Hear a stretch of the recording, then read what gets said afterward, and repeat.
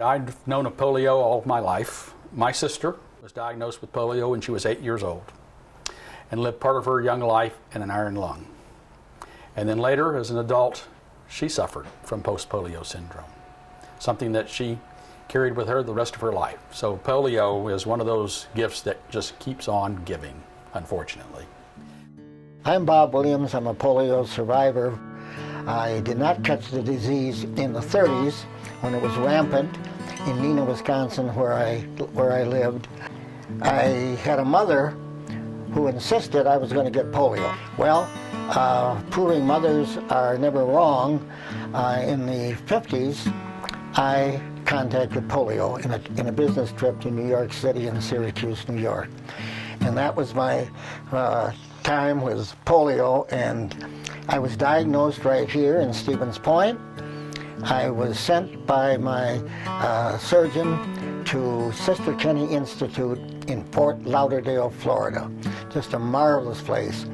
Fast forward from the 30s to the 50s to 2010 was when Mary and I walk around Lake Jonas out here on the campus. It's 1 mile and 10 feet, by the way.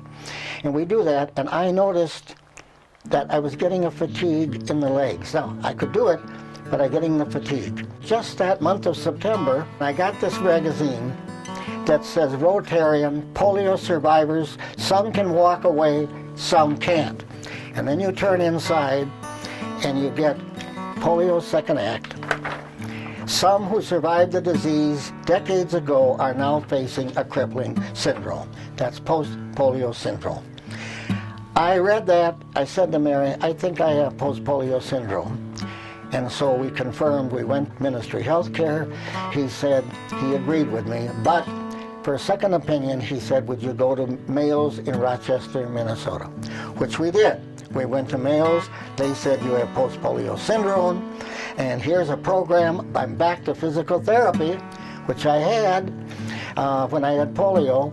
And people like Stephanie Olson, my physical therapist here, gave me a program of walking at the university track, of doing exercise programs, of water therapy at the university, and that's where I am today.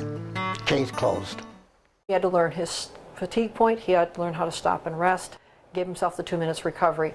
And it's been amazing how well he's been able to keep going, and I'm really proud of him. So as physical therapists, we can be frontline again for people with post-polio syndrome in helping them to learn what their fatigue point is and how to safely exercise to maintain and regain some strength and function. And I've been happy to do that with a number of cases in the past several years. This is an affliction that could impact as many as 20,000 polio survivors in our state. If you are a polio survivor, very, very important that you discuss post-polio syndrome with your physician, especially if you are exhibiting symptoms of the disease. Things like stiffness, fatigue, similar symptoms. At a minimum, you absolutely have to have that conversation. Similarly, if you are a treating physician of a polio survivor, you need to, as a physician, need to ask the right questions. I think it's real important that patients who are polio survivors have this on their mind as well as physicians, because you know, if a patient has a suspicion for this problem, they're more likely to mention their problems to the doctor rather than just assume these symptoms are just age-related symptoms.